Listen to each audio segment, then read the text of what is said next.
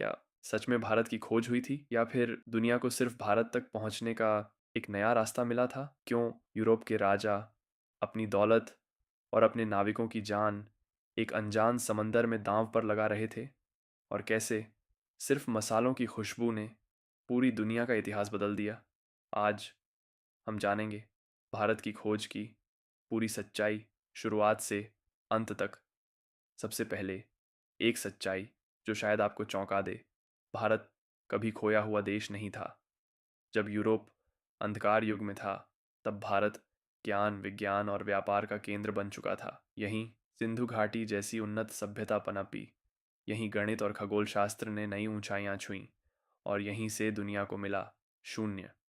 सोचिए, भारत सिर्फ एक देश नहीं था, यह एक जीवित, विकसित होती हुई सभ्यता था। आपने अक्सर सुना होगा, भारत को सोने की चिड़िया कहा जाता था, लेकिन ये सिर्फ एक उपनाम नहीं था, ये उस समय की सच्चाई थी। भारत में बेहतरीन कपास और रेशम बनता था, दुनिया के सबसे कीमती मसाले मिलते थे, और गोलकुंडा जैसे इलाकों से हीरे निकलते थे। यहाँ का बाजार इतना समृद्ध था कि दूर दूर से व्यापारी सिर्फ व्यापार करने आते थे। इतना कि रोम के लोग तक कहते थे, भारत हमारी दौलत खींच ले जाता है। अब सवाल ये है, जब दुनिया भारत को जानती थी, तो फिर समस्या क्या थी? समस्या थी रास्ते की। भारत और यूरोप के बीच व्यापार होता था, लेकिन सीधा नहीं। यह एक लंबे और जटिल नेटवर्क से होकर गुजरता था, जिसे हम कहते हैं सिल्क रूट। कहीं ऊंटों के काफिले, तो कहीं समुद्री जहाज, लेकिन हर जगह एक चीज़ कॉमन थी: टैक्स और मुनाफा। हर पड़ाव पर कीमत बढ़ती जाती थी, और जब वही सामान यूरोप पहुंचता, तो वह बेहद महंगा हो चुका होता था।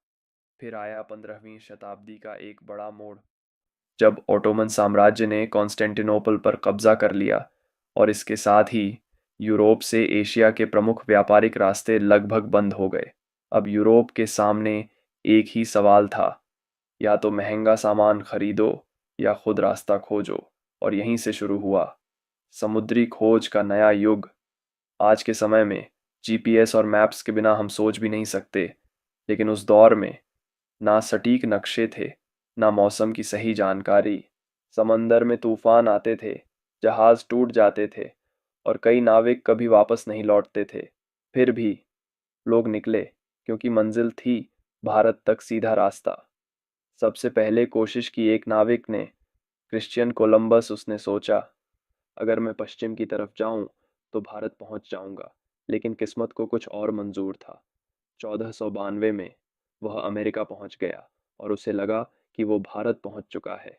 यही वजह है कि आज भी अमेरिका के मूल निवासियों को इंडियंस कहा जाता है। लेकिन असली कहानी अब शुरू होती है। वास्को द गामा 1497 में वह 4 जहाज़ों के साथ निकला। धीरे धीरे अफ्रीका के तटों से नीचे उतरा, केप ऑफ गुड होप को पार किया, और फिर पूर्वी अफ्रीका पहुंचा, जहां उसे एक मार्गदर्शक मिला। और आखिरकार 1498 में वह कालीकट भारत पहुंच गया। जब वास्को डी गामा भारत पहुंचा, तो उसकी मुलाकात हुई कालीकट के शासक जमोरिन से। लेकिन एक बात बहुत दिलचस्प थी, वह जो तोहफे लेकर आया था, वो भारत के स्तर के हिसाब से बहुत साधारण थे, क्योंकि भारत पहले से ही समृद्ध था। अब सबसे बड़ा सवाल, क्या वास्को डी गामा ने भारत की खोज की? सच ये है, नहीं। भारत पहले से था।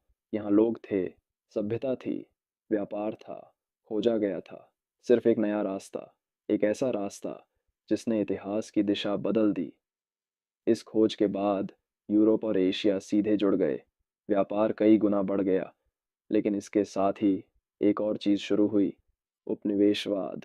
धीरे धीरे विदेशी ताकतें भारत में आने लगीं। पहले पुर्तगाल, फिर डच, फिर फ्रेंच, और आखिर में अंग्रेज़। ब्रिटिश ईस्ट इंडिया कंपनी एक व्यापार कंपनी के रूप में आई, लेकिन धीरे धीरे इसने भारत की राजनीति, अर्थव्यवस्था और शासन पर कब्जा कर लिया। तो दोस्तों, भारत की खोज की कहानी असल में एक भ्रम है। भारत कभी खोया नहीं था, और न ही उसे खोजने की ज़रूरत थी। खोजा गया था सिर्फ एक रास्ता जो दुनिया को भारत तक ले आया। भारत सिर्फ एक देश नहीं है, ये एक इतिहास है, एक विरासत है और ये हमेशा से दुनिया का केंद्र रहा है।